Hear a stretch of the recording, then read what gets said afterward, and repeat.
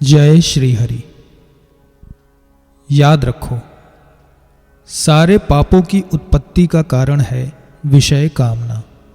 आत्मा यदि जागृत रहे, आत्मशक्ति की विस्मृति ना हो, तो कामना की शक्ति नहीं कि वह आत्मा को किसी प्रकार से पराजित कर सके और पापों की उत्पत्ति संभव हो।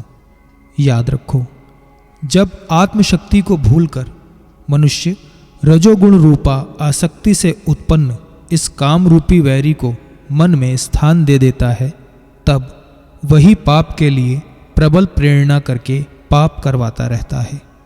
मनुष्य जो पाप को बुरा समझकर भी इच्छा न रहने पर भी पाप का आचरण करता है, इसमें यह कामना ही कारण है। यही क्रोध बनता है, यही लोभ बनता है और यही मनुष्य को मोहित करके उसे कुपथगामी बना देता है। याद रखो, यह कामना महान पापमयी है। यह मनुष्य की सबसे बड़ी शत्रु है। इस कामना के मन में स्थान पाने पर मनुष्य का ज्ञान वैसे ही ढक जाता है जैसे धुएं से आग। याद रखो, इस कामना का पेट कभी भरता ही नहीं। जितना ही इसे अधिक खाने को मिलेगा, उतना ही इसका पेट अधिक खाली होगा। जैसे घी ईंधन से आग धधकती है और अधिक फैलती है, वैसे ही विषयों की प्राप्ति से कामना की आग अधिकाधिक बढ़ती है एवं उसका विपुल विस्तार होता है।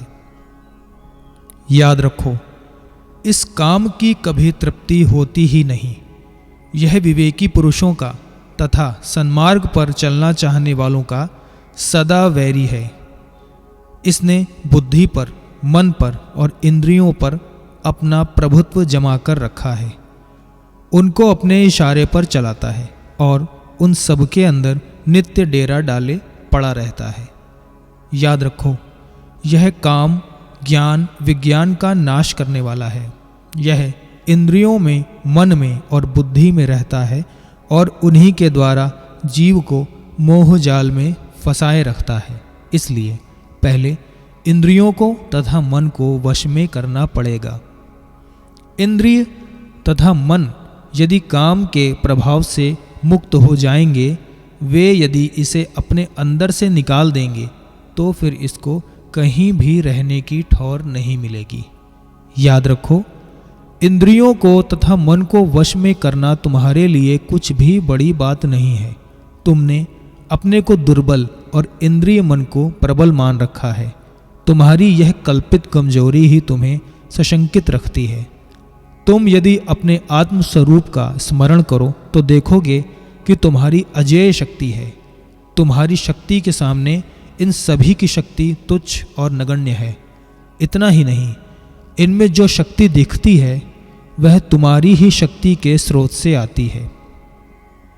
याद रखो, जहां इंद्रियों पर और मन पर तुम्हारा प्रभुत्व हुआ, प्रभुत्व तो अब भी है, पर अभी तुम अपने स्वरूप को भूलकर अपने पर उनका प्रभुत्व मान रहे हो।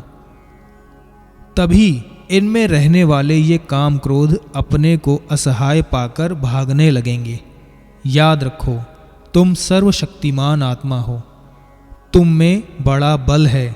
संसार की किसी भी पाप ताप की, किसी भी काम क्रोध की शक्ति नहीं जो तुम्हारे शुद्ध स्वरूप का स्पर्श भी कर सके या जो तुम्हारे सामने ठहर सके। तुम निश्चय करो कि मैं अपने आत्म स्वरूप को पहचान गया हूँ, उसमें स्थित हो गया हूँ।